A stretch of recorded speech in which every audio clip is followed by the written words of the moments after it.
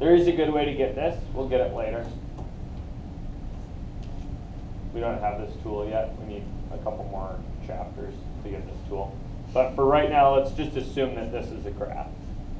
Okay? So now let's play the same game we were just playing. What are the domain and range of the square root function?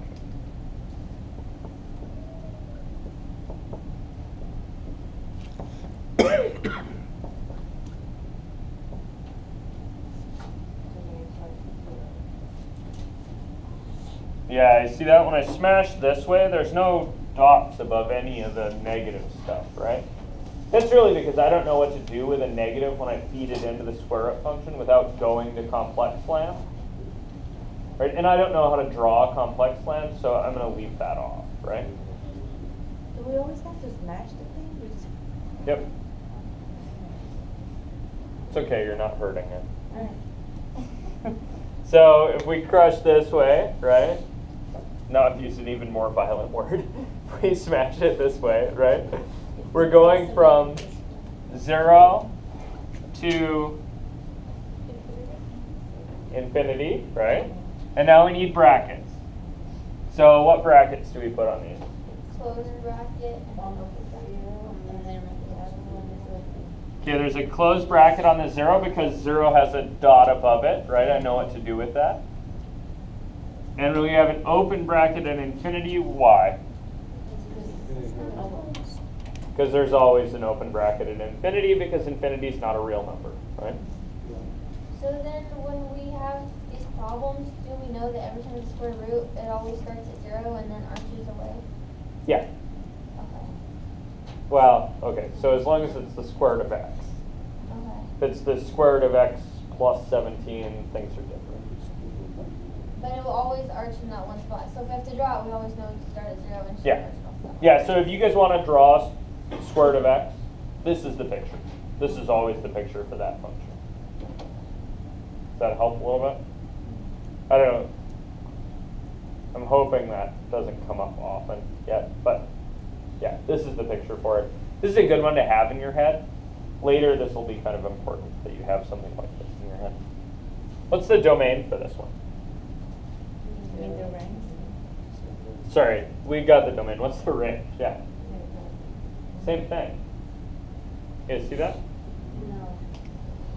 So smush this way, right? Oh, so 0 is So I still have 0 and it's still closed. And then this other thing I have to wonder, does this stop going up, right? You guys see that? It so happens with this function that it doesn't. It is possible for functions to stop going up. This one doesn't. If a function stops going up and someone's giving you an honest picture of it, it should look something like this.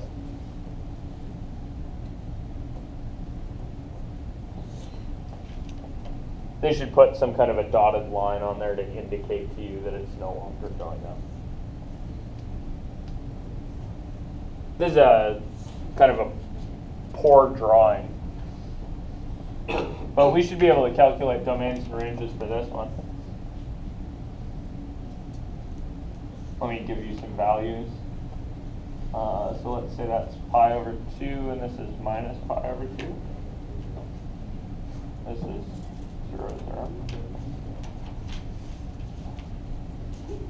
So what are the domain and range for this one?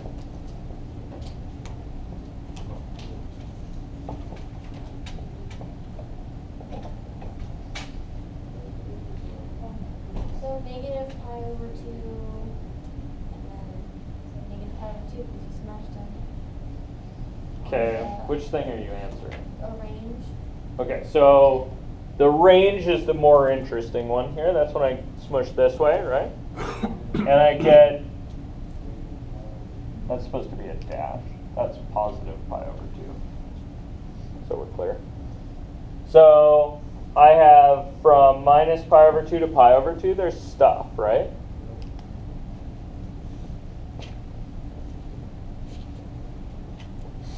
Okay, now I need brackets for that. So does anything get, do I actually get goop on those? For the open parentheses? Yeah, these are both open. You guys see that? Because this thing kind of tails off. It never really gets there, but it gets really close, right? This function's a little bit beyond the scope of the course, but you guys are playing along really well today, so I would like to kind of advertise cool things. What's the domain? So if I smush this way, what do I get? It should be going both ways forever. Yeah, going both ways forever. What do we call that? Okay, we could call that minus infinity to infinity. And what kind of brackets do those get? Open. Open ones. Or, what's the other symbol for this thing? What? Yeah, for minus infinity to infinity, the other symbol we have is the funny R. Oh. For those of you who are interested, this is the function arctangent. This is a function that comes out of trigonometry class. This is a function called arctangent.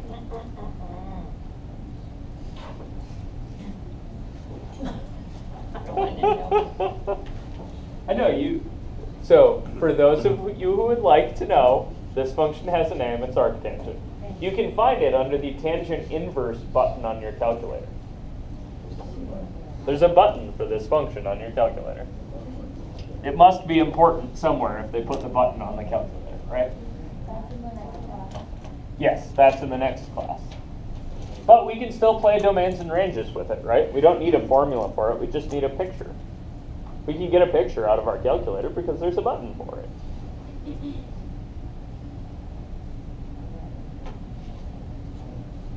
Okay. This is good. I wanted to talk about domains and ranges anyway today. So, let's see. What else? We should talk about 8.3.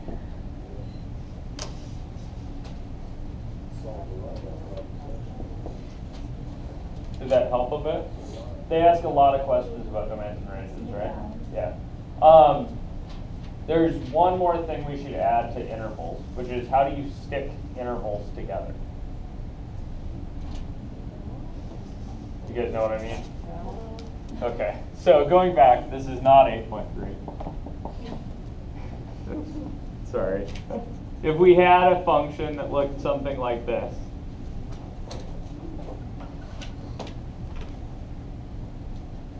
pretty cool. Function, 2 pieces, whatever. If I think about, all right, maybe here's -1, -2, 1, 2, 1, 2. If I want to get the domain of this thing and the range of this thing, how do I do that? Yeah, we should smash the same way we were smashing before, right? So which one of these is easy and which one's weird? Yeah, domain's weird. Range is easy, right? When I smash sideways, what do I get? So would that be like x is equal to or greater than -2, but less than 2? Is Okay. it where you draw like the greater Okay, than sign? don't do that yet. Okay. We're still going to play intervals. That's another way to express intervals, which is fine. But we're going to play intervals right now. So I want to do the range first because it's the low-hanging fruit, right? It should be easy, I hope. So when I smash this way, what do I get? 1 to 2, and I have to decide on brackets, right? So what are my brackets? Box and a parenthesis. Good. Smashing this way, right? Onto the outputs. Oh, right. So I'm getting stuff covering between here and here, right? And then this one has a dot and this one doesn't. So I got closed, open. Okay? It's like that. You have one open, that means forever, and the other one is nothing. In other words, the little circles mean something. Yeah, the little circle means I don't know what to do with the number underneath that. All right, how about the domain? When I do the domain, I smash, right, vertically, and I get like this stuff. Did you have two of them? Like two? Yeah, there's two of them, right? There's -2 to -1 and 1 to 2. And now I need to decide on brackets. So what are my brackets? Okay, so there's a closed one above -2 because there's a solid dot there. There's an open one above -1. How about 1? That one's open and 2 is closed. Okay, now this is the tricky part. We have to decide on a symbol to stick in here that means this stuff and that stuff. The union one? Yeah, so there's some options. You can write and if you want for now. This shorthand for this, the math symbol, is this kind of U-shaped thing. I remember that. This is like the math version of an ampersand. You guys know what an ampersand is? So when you see this thing, think Union, unified, or whatever, right? Oh, the and. it's called an ampersand. It's called an and. It's called an and sign. Sure. Right? So you think this means and, right? I want this stuff and that stuff to be my domain. Big plus sign, sort of, right? You guys cool with that? This is the symbol with which I add intervals together. Right? This is a plus sign for intervals. Yeah, so it's a U. It's a stylized capital U. Stands for and. Yeah, don't do the upside down one. We don't have a meaning for that right now. They're logic symbols. It is or, but I don't want to talk about what that means in interval land because it does something. You guys cool with this? Yes? Ish? Yeah, you made a lot of clear. Okay. So does it mean something different in algebra 1? No, that'll mean the same thing all the way through to the end of grad You school. like the and symbol? No, I like that one. That U, that's the symbol you want. But you guys aren't, we haven't talked about set theory yet. We haven't talked about intervals really a lot. If you want to use an and, go for it. I would prefer if you used a symbol that meant something to you at this point. That U thing doesn't mean anything to you guys yet, so if you don't want to use that, just put an and in there, it's fine. But it's the same thing as algebra 1, correct? Yeah. All right, let's see. Other questions? Otherwise, I'm going to talk about 8.3. No? Okay. So 8.3 is about absolute value function.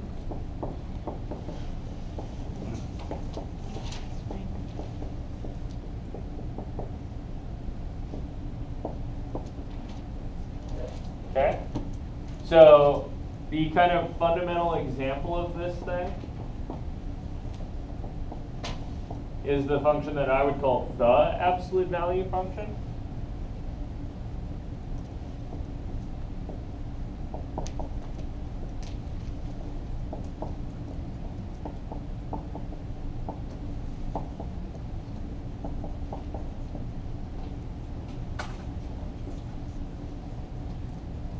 Okay, so the difference between an absolute value function and the absolute value function is going to be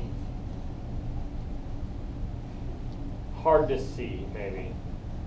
If it doesn't look like this, but it has absolute values in it, it's probably an absolute value function. Okay, this is the kind of basic one, so this is the one we're going to play with first. You guys remember seeing this? We talked about this a long time ago. Yeah. So what does this thing do? Yeah, very nice. This is the thing that returns distance from 0, right?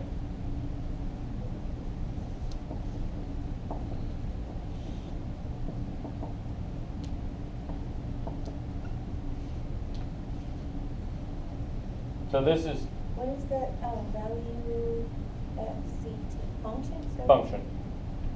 Yep. And then this is the thing that returns distance from 0 to x, right? So if I go like this, here's 0. Here's a value, say 3. This distance, right, is what we mean by the absolute value of 3. What's the absolute value of 3? 3. Right? Okay, good. How about if I did -4? Yeah, it's 4 because this distance, right, is 4.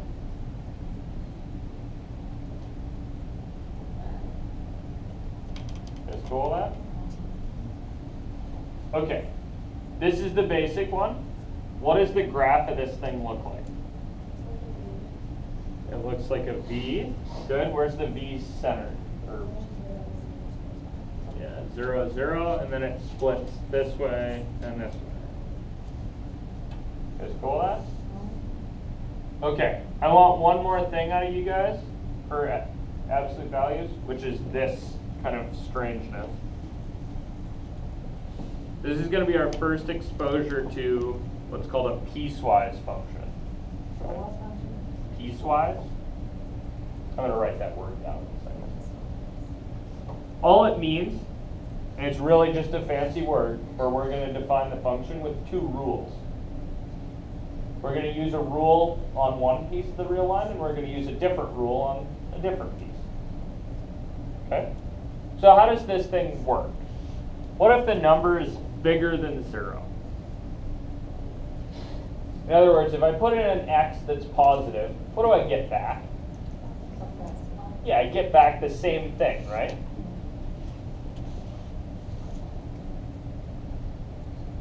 You guys see this? So if I apply the function f of x, right, the absolute value function, to an x, I can check. If the x is positive, it just gives you back the same thing, right? What if the x is negative?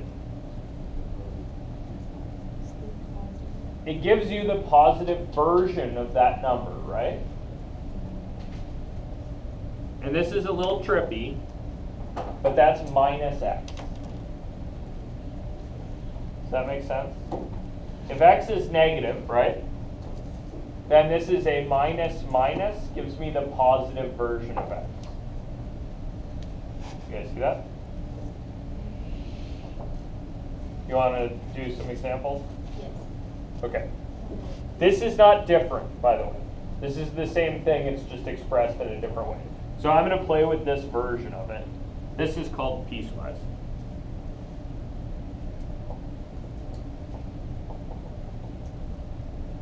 Okay. And all piecewise means is that it's defined on pieces.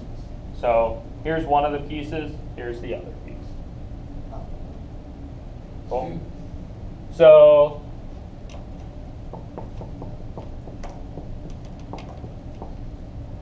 calculate f of, say, -7. So is -7, if I want to jam that in here, is it positive or negative? Negative, right? So I should put a minus sign on it.